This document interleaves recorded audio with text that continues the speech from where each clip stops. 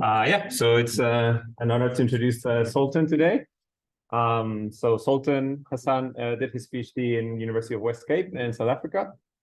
And he was recently a guest researcher in the Center for Convolutional Astrophysics in Flatiron Institute. And recently got a Hubble Fellowship at the University of New York. And yeah, he does basically every field of astrophysics, but today he's going to talk about methods for retrieving information from upcoming surveys. So yeah, take it away. Sure. Thank you very much. Thank you for hosting. So I thought maybe this is a question that I always think about. And whenever you hear this question, you always think about statistical methods, but I think there are many ways you can do this in different ways. So I will try to accommodate most of the audiences to try to split the talk into two different parts. The first part will be mainly about connecting experiments and mainly like a dive to some observation. And the second half would be mainly about machine learning. My main interest mainly at the high redshift stuff, mainly like cosmic dawn and reionization. So let's get started. So we know winter is coming, right? So this is the timeline for the experiments. We know that this is we feel quite lucky in this time because we have a huge set of experiments coming with different, like a high resolution, exploring larger scales, pushing things to high redshift.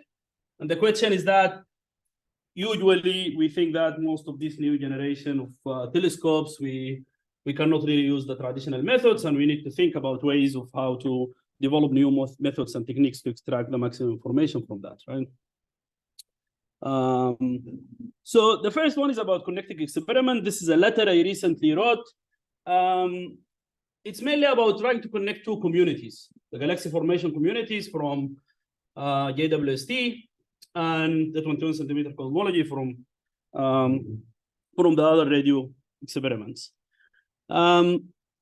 And we know that with JWST, we are very excited, especially if you are interested in high redshift, right? So for the epoch of the first light, we know that JWST really discovered many of the very bright high redshift candidates, right? So you have this is the MUV, the magnitude of galaxies, as a function of redshift, right? This is one of just the summary of that, and what you see in gray dots here, this is the HST detection in the photometric estimates for the redshifts, but then anything in red here is coming from JWST. So as you see, JWST is really pushing everything towards high redshift, and anything that is these open symbols really from the photometric estimates, but these filled diamonds, they are from the spectroscopic, so you would believe them more. I was especially excited about this object at redshift of 16, but it turns out to be at redshift of 4 or 5. So this is really exciting for us if we really think about high redshift, right? What is the challenges for theory? If you have been reading the literature and following the literature since the early release of the detection by JWST, we know they are a huge challenge for the theory. People debate this, right? People think there is no debate. There are many people still there is debate, but I think the most important thing is that this new data, this is the UV luminosity function at redshift of 10 and 13. These are different theoretical models, like from semi-analytical models or like scaling relation, tuned models or hydrodynamic simulations. But most of the models, they struggle really to reproduce these bright objects that have been detected by JWST. So this is a challenge for theory. And there have been many works about this and debate in the field. I think it's still a very lively debate. If you have any questions, stop me anytime. This should supposed to be very informal. So usually whenever you think there is a tension between your theory and measurements, people get very excited because that might be actually a way to discover new physics. And then the question here is that you have this tension, then there is basically 3 different directions you can think of, or maybe you can blame the tension on one of these aspects, right? So you could say, well, the measurements is really not correct. This is purely systematic. Maybe the redshift estimates, we know there is a big problem in the photometric and the spectroscopic estimates, and also the mass estimates is a problem. So maybe it's purely systematic. There is no tension, and we are happy, right? Well, some people think maybe no, the measurement is correct, but then we have a problem in the astrophysics. Of course, the physics in high redshift is highly poorly constrained, right? So maybe you need exotic sources to produce these bright objects in high redshift. Maybe you need to have some changes to the initial mass function.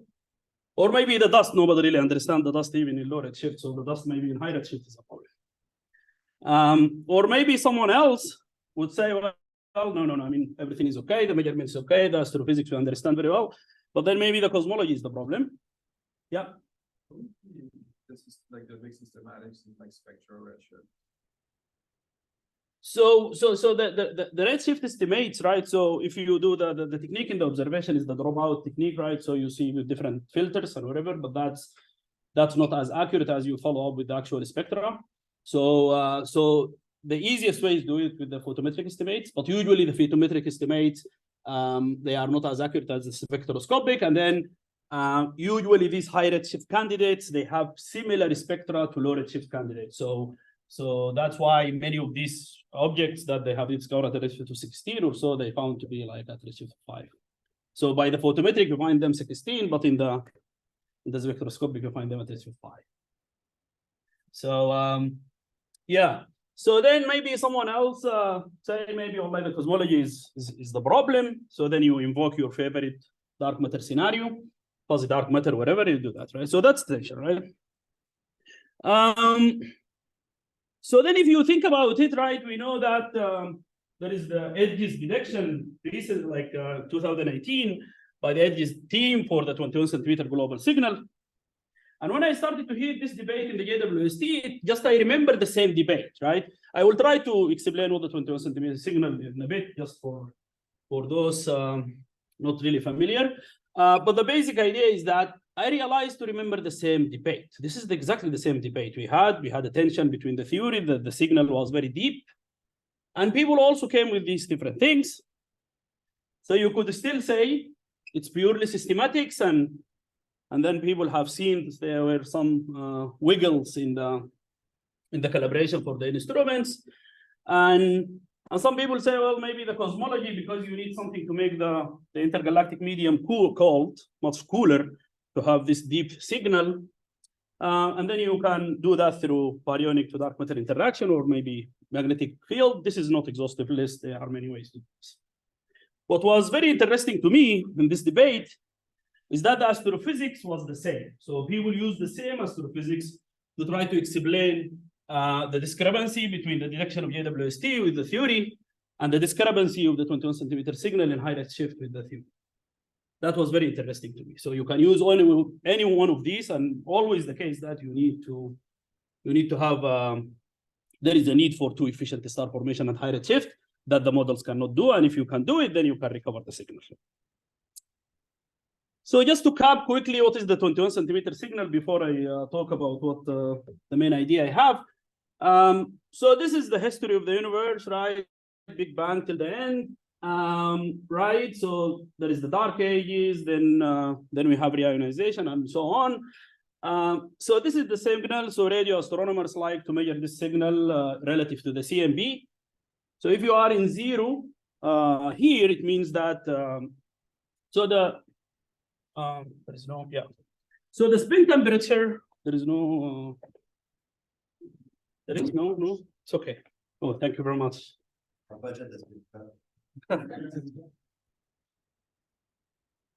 Okay, so just to briefly explain that, so the spin temperature of the 21 centimeter line can mix with the CMB temperature, or can mix with through Lyman alpha, or it can mix through something called, we call it the collisional coupling.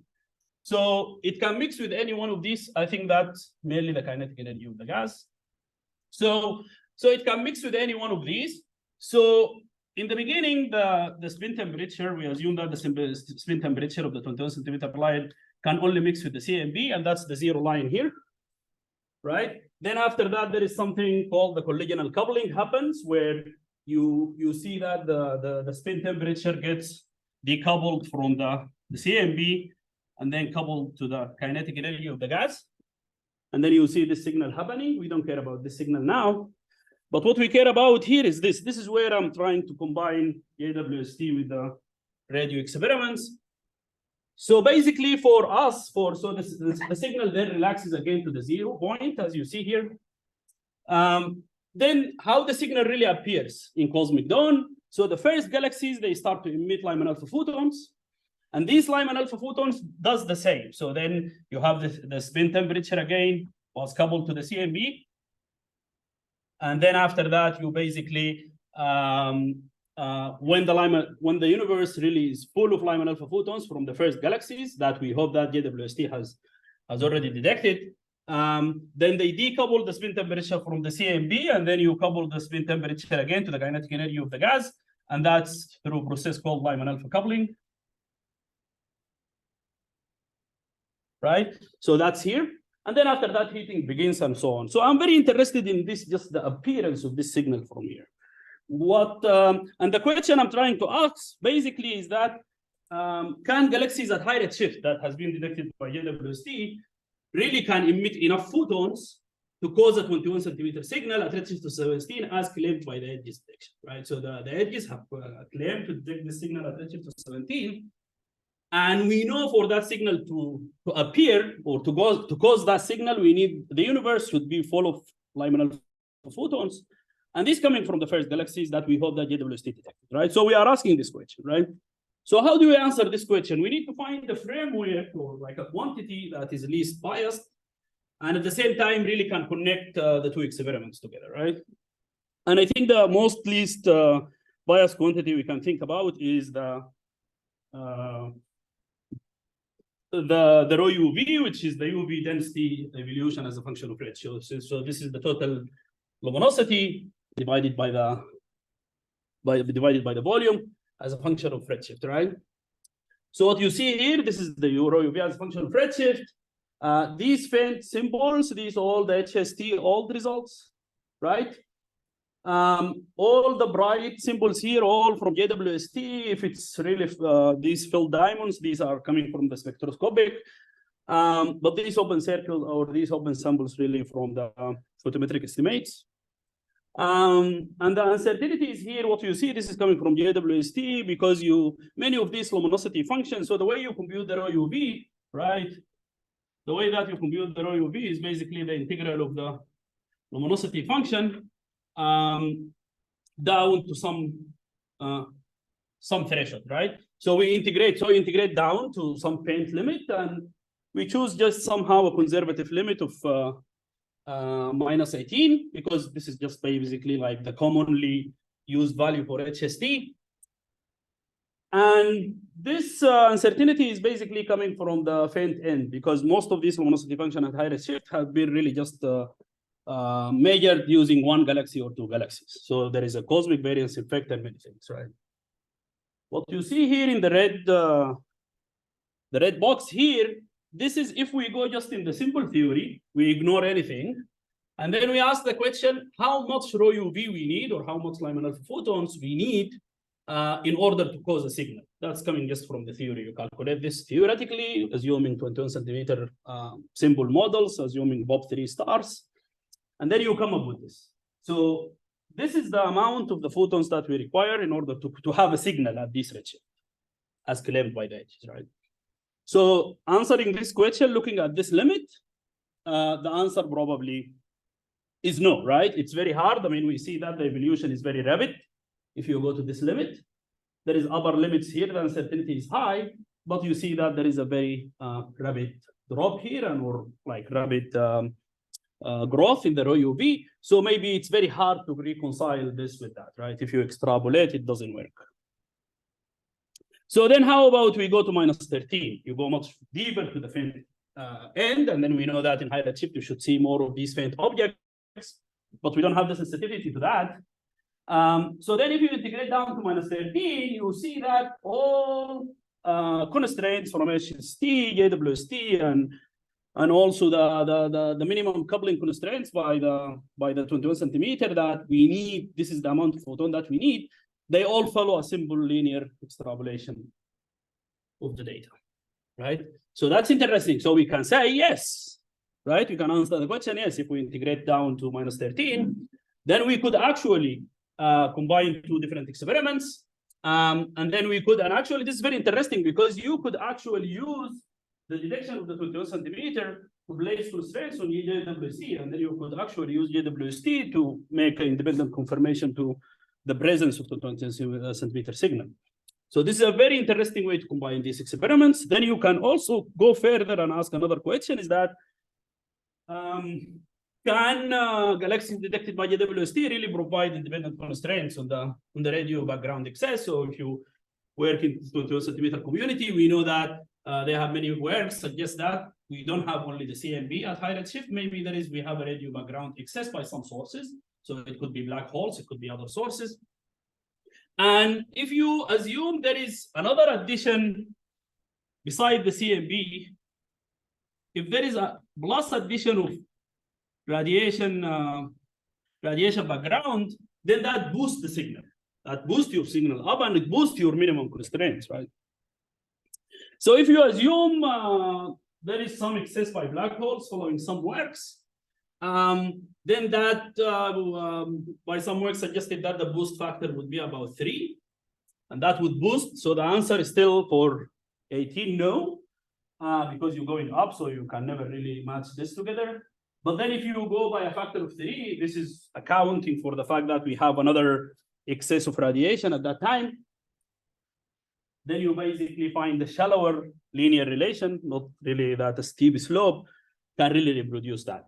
And it's really largely consistent with the observation because we have a very huge error bubble when you go to this faint end. So the answer is still yes, right? So if you go to -13, you can still actually use JWST observation to place constraints on the excess of the radio background at high redshift, which is extremely exciting, right? You can assume other sources. There is another experiment called Arcade-2, which they measured a very strong radiation excess. And if you account to following their paper or whatever, then you realize that you need a factor of 20 for a boost. And then when you are immediately boosting the minimum constraints by a factor of 20, you're already in the level of the same constraints. So maybe just a flat evolution for OOD. Then the answer is still, because the uncertainty is large, the answer is still yes. So what I'm trying to convey from this plot here is that rho UV is a very powerful quantity to think about. It combines different experiments in different ways. And the evolution of rho UV really encode fundamental understanding of the early universe. And it could actually constrain things about the early universe, even the radio excess background, or even the presence of the 21 centimeter signal. This analysis was only made at redshift of 18, but it could be actually, we could move it to any redshift because that's mainly coming from theory. This is not really coming from the experiments. But the hope that when we have the experiments, you would be able actually to get the actual numbers, and hopefully with the future JWST observation, we can really narrow this range and know which one of these scenarios is really the correct one. Then you can do something even more fun. And then you can use the constraints you get from the, Sorry to interrupt. Yeah, sure. Can you remind me how does the coupling work between the 21 centimeter line? So the 21 centimeter, so in the beginning, before the reionization, basically the spin temperature of the 21 centimeter line only mixes with the CMB. It only coupled to the CMB. It has the same temperature. Then as soon as you have this Lyman alpha, the first galaxies come in, they fill the universe with Lyman alpha photons, they actually decouple the spin temperature. So the spin temperature gets decoupled from the CMB and then couple that to the kinetic energy of the gas. And now depending on how the gas in the universe is cold, the signal could either go this way or maybe it goes this way. So the level of the absorption depends on how cold the gas is.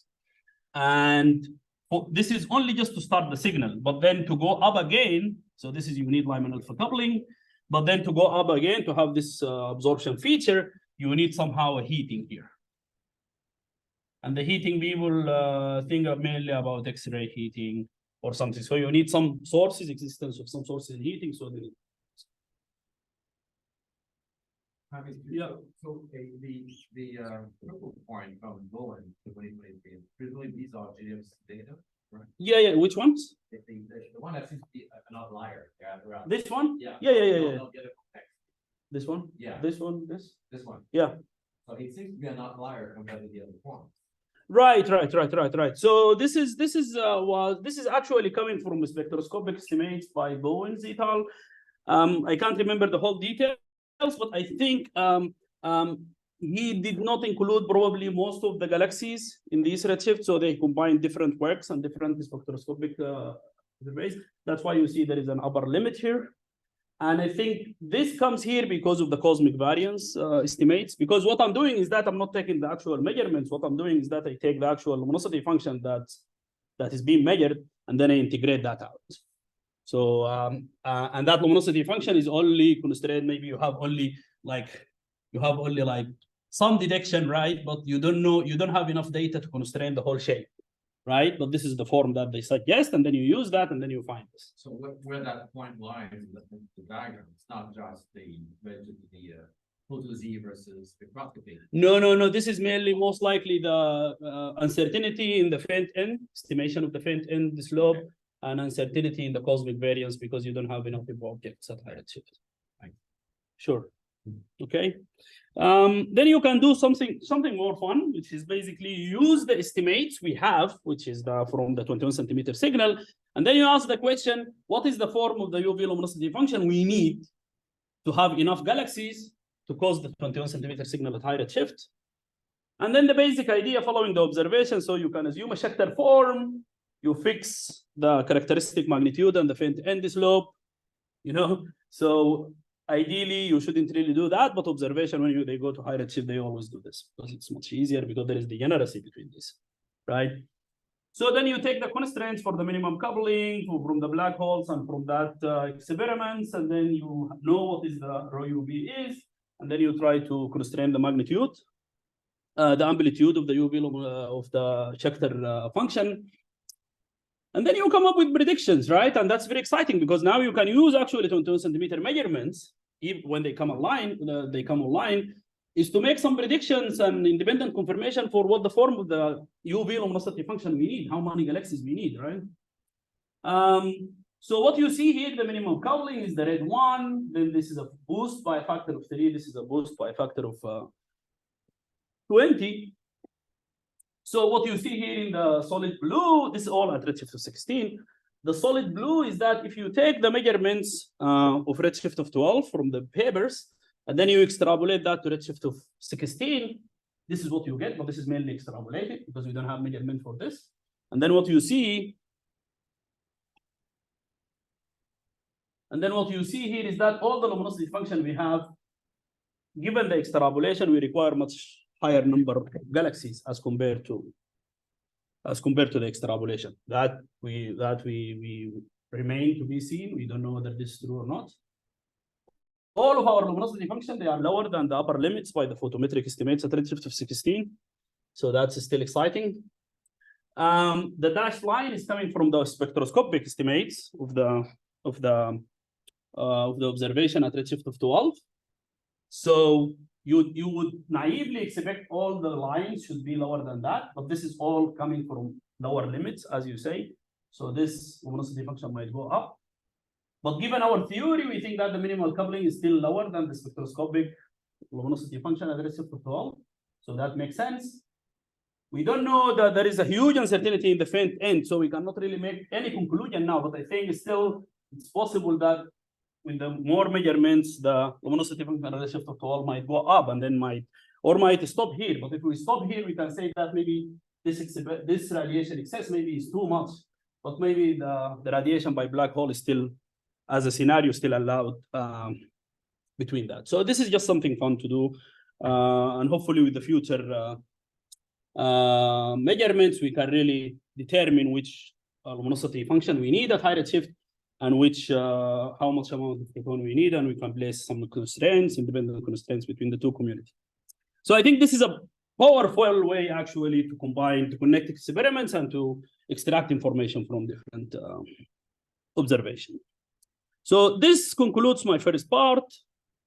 I could stop for questions or I could continue. Yeah.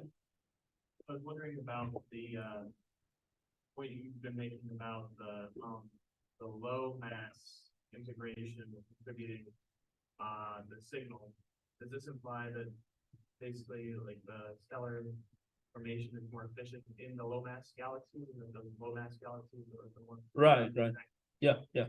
So mainly usually, yeah, and that's a big debate about which contributes more. There are some models, they think that you have much more contribution from the low mass galaxies. Some they think that from the massive galaxies, but it's highly unconstrained. The point that I'm trying just to make is that I think it's the time now to think about how to combine different experiments and how to place independent confirmation for different quantities. Okay, so now we can switch gears and talk about machine learning, right? So I have been interested in machine learning for a long time, but the problem in machine learning, we know that they are black box models, right? Train a model, you don't really understand what's going on. So this work mainly based on this paper that came in ICML, Similarity of Neural Network Representation Revisited. And this work mainly done by Yash. He's looking actually for PhD, so I would highly recommend you to hire him as a PhD student. So the basic idea for this work is that in this paper, as noted in this paper, there is actually strong correlation between the accuracy and the representation, and this is probably a way to open the black box. I will try to give a brief survey of what the main results in this main paper, and then after that, I will show how I use this in the models that we think about. So in the beginning, it's important to quantify what is a representation, right? In neural networks, what do we mean by that, right? So if you have like any kind of data set like flights going over, you can represent them probably in different numbers, right? Like the flight time, the duration of the flight, the departure time, and all that. If you have some mathematical equation, you can actually represent it in some scatter plot or so. And then if you have some sound wave, you can do it the same way, right? So it's a compressed representation of the data, compression for the data. You can also think about it if you have this car. This is mainly the neural networks we think about, right? So if you plug in this car, as it evolves through the network, each time you can see different representation for the same output, right? So I mean by representation is that the interaction between the data and the neurons in the neural networks and how the neurons really respond to that. So when we think mainly about representation, I want you to think about this is that you have some neural networks, some set of neurons, let's call them features, and then you are plugging examples, right? So you have set of examples that you plug to the network, and then you have set of features, right? And they propagate through the network, and they form this kind of matrix. So it's basically the response of the neurons for the samples, right? So we really, to understand the representation of the neural networks, you cannot really look at the weights or the parameters in isolation. You need really to see how your data interacted with the neural network. So you basically the output of each layer as you pass the data, right? Then it's really useful to compare that with the different things. So as we are physicists, right, we usually do not really study things in isolation, right? So you usually run one simulation or do some experiment, and then we try to vary some parameters with respect to that to see the effect of what did we do. So we usually don't really study things in isolation. So it's one of the powerful things to do to study representation is to compare the representation between two networks. So you have two networks, they could be the same, they could be different. And then you try to see whether the representation you have is really the same. But then the question here is that why do we need to do this, right? And how this can help us to understand and to open the black box of the neural networks, right? So these are the questions that you can think about, right? So if you have two identical networks, but they initialized differently using different method or whatever, the representation that is learned at the end of the day, is it the same or not? That's a very important question we ask. If you have completely different architecture, you have a very deep network and you have a very shallow network and you compare them, do they really learn the same representation or not? If you have different models, like a pre-trained model, or you have a fine-tuned model, or you have random model, if you have a fine-tuned model that have the same representation as a random model, then maybe your training didn't do anything. Or maybe even does training really doesn't really depend on the data set. Maybe you are training with CAMELS in astronomy or MNIST, but then you are getting the same representation. So is training really, does it really depend on the actual data set or not, right? So these are very useful because now you can actually like if you try to understand these questions for a given data set or given model or something, that actually helps you. Actually, maybe you can sample models without training.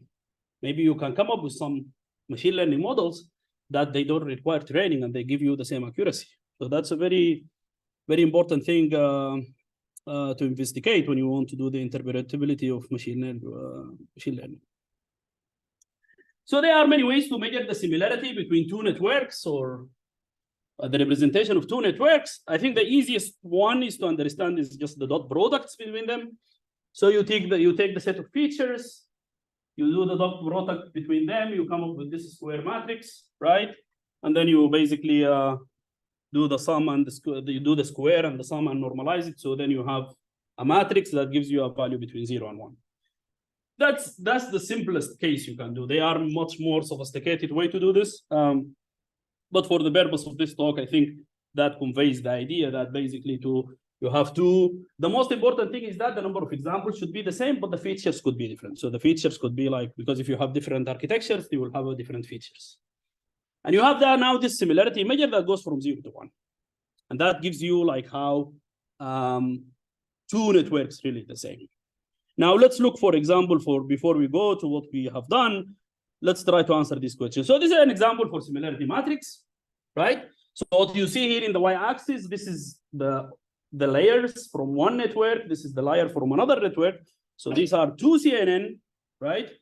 Trained on, I think, CIFAR 10 or something, but with different initialization. So you have a different random seed initializing the weights. And that's a nice sanity check because now, as you see here, any bright color, this is a high similarity, and any dark color, this is very different. So what you see here, there is like a strong diagonal along a strong similarity along the diagonal, which means that really each layer is really similar only to the corresponding layer in that other network. And if you want to compare the similarity of the representation between layer 2 and 8, then they extract completely different information. And that's very nice, right? Because we don't want all the network to extract the same information. We want, as you propagate through the network, you need somehow a refined evolution of the data across the layers in order that to see this similarity. So that's one way to look at that.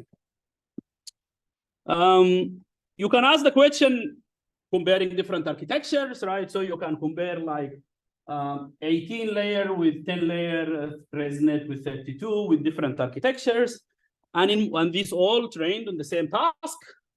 And you see, actually, what you see here is that still the diagonal, the bright diagonal is still seen between the different architecture using the same data set, which suggests that, I mean, you are still really going through your corresponding layer going through that. And maybe you don't really need that wide network to represent the same information. So maybe a shallow network could really get you the same answer. So this is a nice way for you actually to understand, like when you are trying to train a network, you can just try to compute the similarity matrix. You train two of them and then see whether you really actually need deep or you don't really need deep network. So it's a useful way to compare different architecture. Now let's look at this problem of the similarity. So we have this problem of 10-layer CNN trained on CIFAR 10, right? So 10 layer is the depth of the network. You train this on this data set, you get accuracy of 94.1%. You go twice deep, you increase the accuracy. That's the trick in deep learning. You usually go a bit deeper. So you go from 10 layers to 20 layers, and then you get higher accuracy. But surprisingly, if you go to 4 times depth, the accuracy goes down. And actually, the accuracy even goes down when you go to 8 times the depth. So how would you explain this, right? You could explain this in many ways, right? Like vanishing gradients, and you can invoke many theories in deep learning. But I want to show that the similarity matrix here also can give you really nice insights about this problem. And let's look at the similarity matrix for these different ones. So these are two good models that they have good accuracy. These two models, we can call them poor accuracy. So what you see here, the diagonal is really nice. Things of diagonal more different. You have much nice evolution of the diagonal. So it's only similar to that. There is no redundancy of information. And therefore, really, they can really, only the corresponding layers can give you the same accuracy here and here. But let's look at the poor accuracy. The similarity is all over. So they are different. So you're going deep, right? But then you have a big chunk of layers within the network. They really extract the same information. Right? So you don't really see anything. So they extract the same information even here. Probably here at the end, you could replace all this big chunk by one layer and you get the same accuracy. Right? But let's confirm this. What you can do actually to confirm this, to play this game, is you can take this network, right? And then we want to quantify this with respect to accuracy as a function of layer. So you can take the single layer and cut all the layers out and link that with the linear regression or any your favorite regressor. And then you try to do the task. So basically you plug in your data set, you activate, you take the activation from the first layer, you link that to a linear regression or any regressor you want, and then just go directly to the output. And then you keep doing the same. Then you go to 2 layers, 3 layers, and then you're trying to find out how the accuracy really changes with the number of layers. And this is what you get, right? So here you see the accuracy really growing nicely in these good models. But when you go to these models, you see that the accuracy really plateaus corresponding to these big similarities you see in the similarity matrix.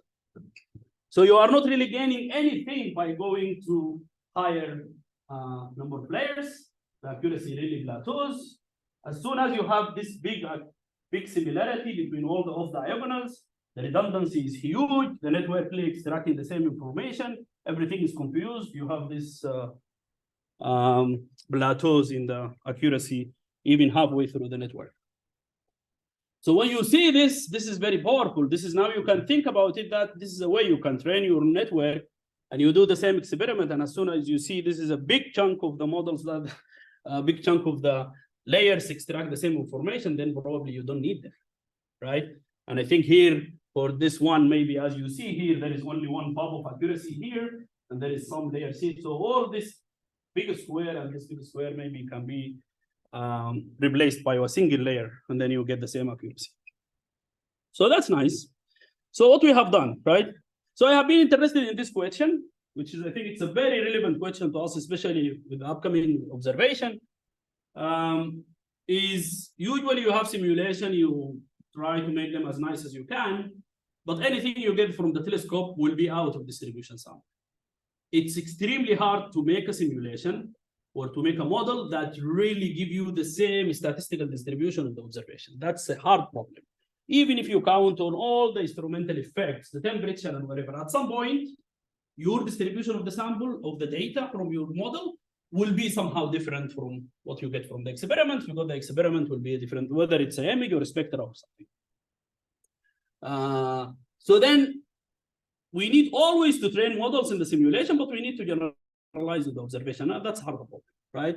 So how can we use this similarity to generalize and explain, to generalize models to out of distribution samples? So one way we can do this is through the CAMELS simulation.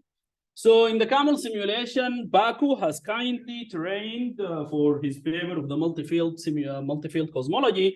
So CAMELS basically is the the first version of CAMELS is a 2 subgrid model simulation, Lister, TNG, and Simba, trained many realization, 1,000 of realization of each model, exploring the astrophysics and cosmology together.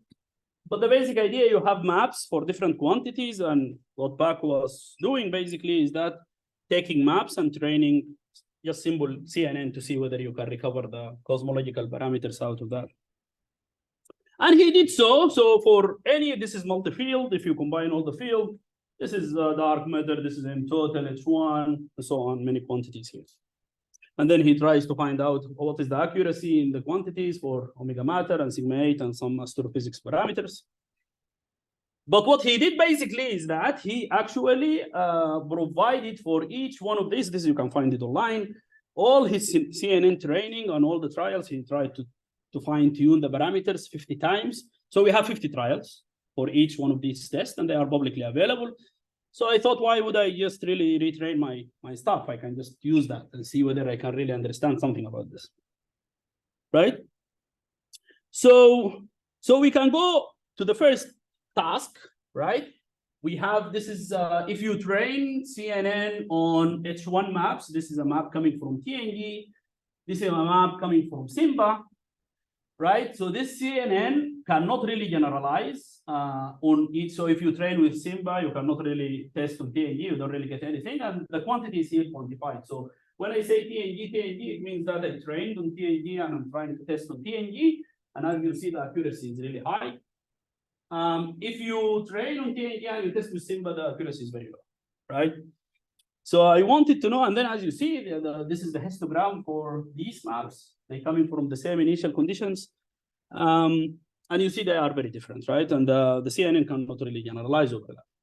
So then the question is that, like, how the similarity would look like, right? If I take these models and I calculate their similarities. And this is what you get, right? So this is the similarity matrix. If you take an architectures trained on TNG, and then you are passing TNG images, or here you take architectures that trained on TNG, but you are passing Simba images, right? The third column here, this is actually the BDF of this CKA matrix, just to see how the BDF, and this is the matrix spectra, which is the eigenvalues versus the rank. And this is really nice, right? What you see here is that the diagonal is really nice for the similarity when you test within distribution samples. So you see, and the off diagonals more similar, more different. But when you look at the similarity, when you plug in the Simba images, you have much higher similarity, right, in the off diagonals. And that results in this distribution. You see, if you go to this distribution and you look how the histogram for TNG Simba, you see you have much more similarities here. And in the eigenvalues, the rank, you have much higher eigenvalues or a much higher spectra for the testing within distribution than out of distribution. So you can really see that if you have a non-robust model, you cannot really learn the same representation. The representation would be completely different. That's the issue. You can say that the subgrid physics is different and you explain this. But if you want to explain this is really nicely, the way that you explain it is that the problem here is that the different networks in the architecture extract the same information. That's increased the redundancy and the accuracy is low. Okay.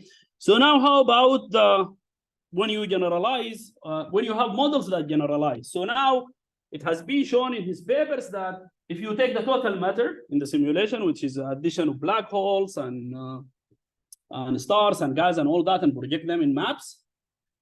This is for the two models, TNG and Simba. This is the distribution. It's a bit different. You cannot see it here, but here it's a bit different. If you look carefully at the overdensities, this is much brighter.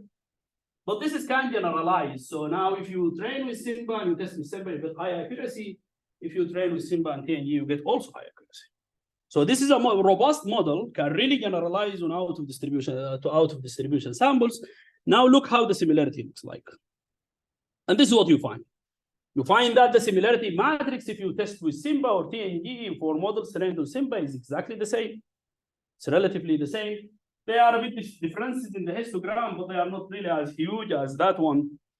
And if you look at the eigenvalues and the rank, the spectra is exactly the same.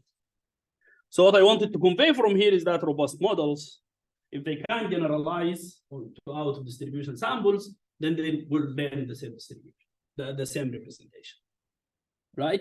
And maybe you can use this actually to, one of the things that I'm thinking about is that maybe you can use this similarity matrix in the loss function and you try to actually force models that they cannot generalize to generalize. And then maybe you can actually modify networks in a way that when you see the similarity matrix, so then maybe you can generalize much easier to out of distribution sample. But that's mainly ideas. So with that, I will stop here. I think I will leave you with my summary that I think connecting experiments is very crucial to make constraints on the different on observables at high redshift, and this is the time to do it now, I think. And I think looking at the similarities between networks as a function of accuracy, I think it's very powerful to understand to try to open the black box of neural networks. And thank you very much.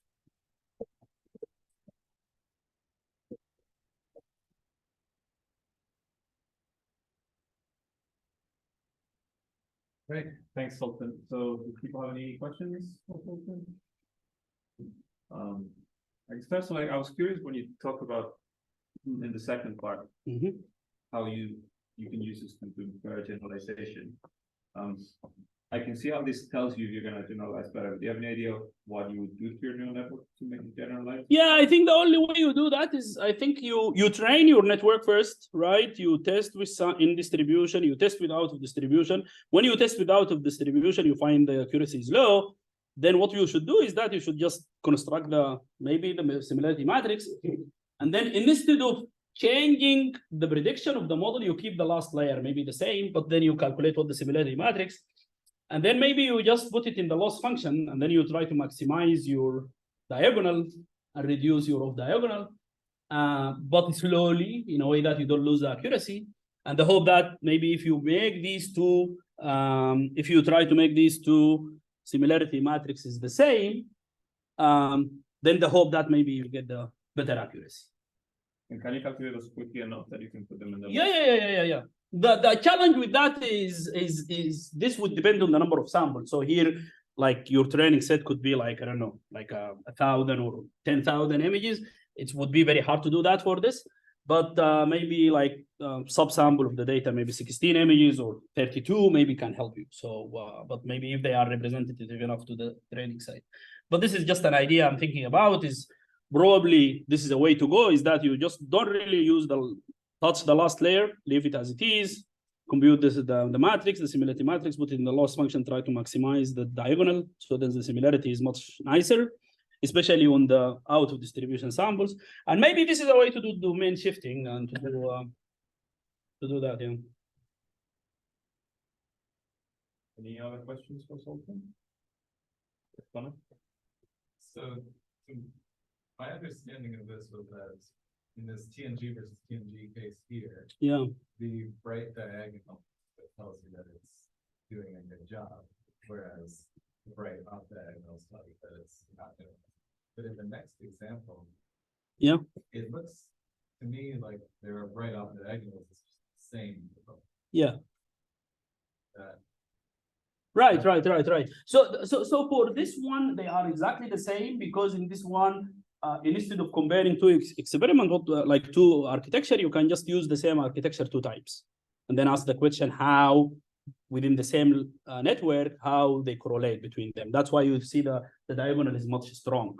But I did look at when you have 2 different architecture coming from different initialization, and they give you relatively the same answer. It's not different, but I think it's a combination of, it could be the diagonal the same, but I think it's a combination of the similarity between the same layers and the off layer too. So I have seen some tests in some data set where the diagonal is the same, right? But the difference is only in the off diagonal. And that really could explain the difference in accuracy. And there are some ones that the off diagonal is similar, but then the diagonal is different. So I don't think it's only the diagonal, I think it's the combination of both.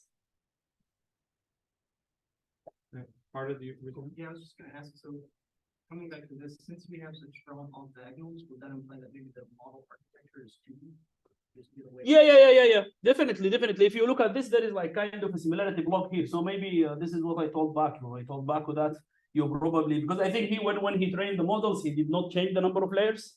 So he was just tuning the hyperparameters and he assumed this would be a good architecture. But looking at this now here, I think from layer 15 or something, it could be only 1 layer represented, right? And I think this is a powerful way to look into tuning things. Maybe also here, if you look at this, maybe this one could be represented by 1 layer, right? So the idea, but I think that's a good observation. I think that's right. Yeah, you can really use this to tune different networks.